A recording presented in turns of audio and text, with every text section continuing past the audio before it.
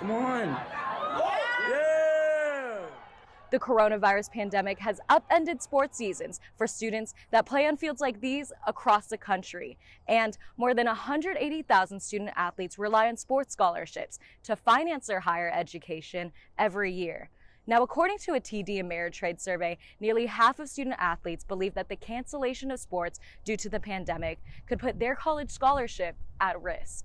Sophomore year was a big year where like I was supposed to, run these times, and then that's where schools would talk to me, and obviously I didn't get to have that season. So That was my moment to like have colleges watch me, and it's canceled and we don't know what other opportunities we're going to have, and a lot of us aren't committed yet. So growing up, my dad always preached that football wouldn't last forever. So our main goal was for football to get us free college. The NCAA implemented a recruiting dead period until April 2021, which means college coaches can't have face-to-face contact with high school athletes. Plus, current college athletes have been extended a year of eligibility to play. Coaches grant scholarships based on the expectation they lose their seniors. What happens there is college coaches have a decision to make. All right, we've already got a full roster for men's basketball. It's 13 scholarships at the Division I level.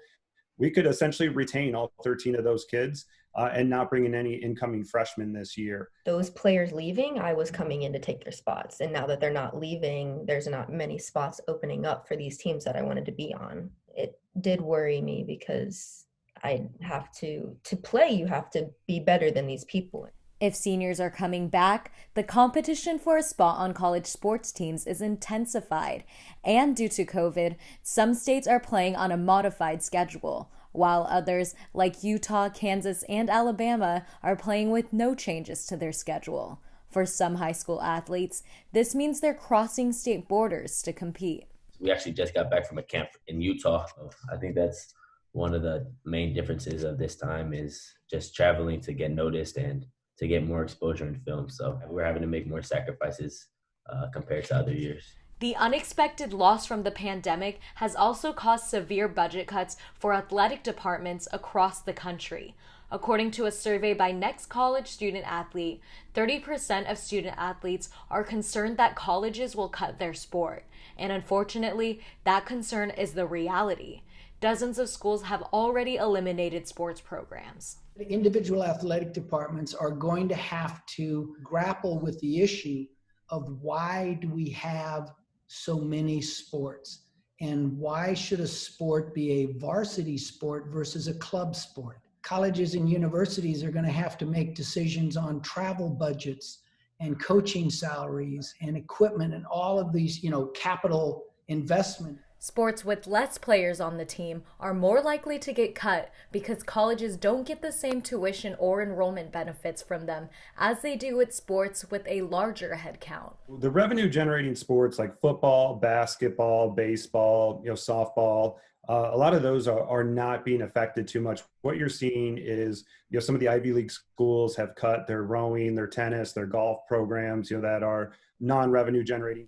As for when athletic scholarships will fully bounce back, the future is unclear for now, but student athletes are still hopeful and have been finding new ways to get noticed. They're setting up Zoom meetings with recruiters, attending live stream camps, and uploading skills videos online. I've been talking to Oregon, USC, UCLA, LSU, and then a couple more schools. And they're trying to get me on Zoom meetings, virtual tours, and stuff like that with the coaches. you really have to be sending your film to schools and like showing the schools that like you want to go there. You can't really judge things off of a video as you would be able to in person. So I would say it's harder.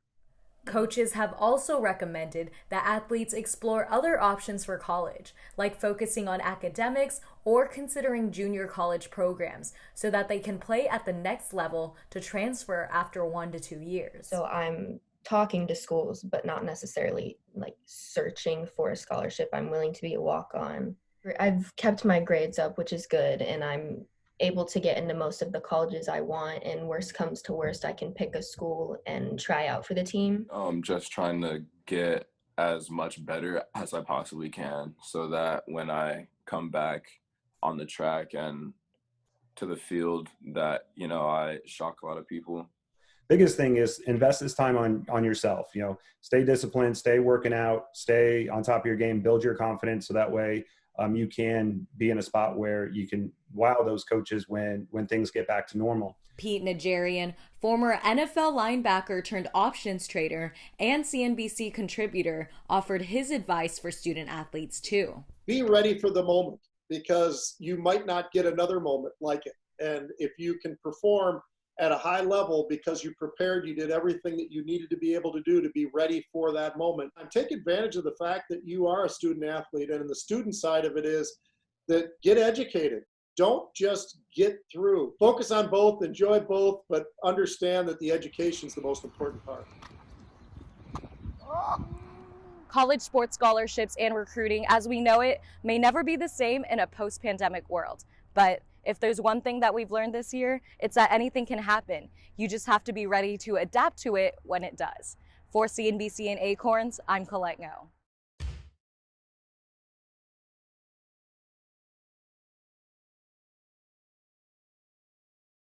Invest in you. Ready, set, grow. CNBC and Acorns.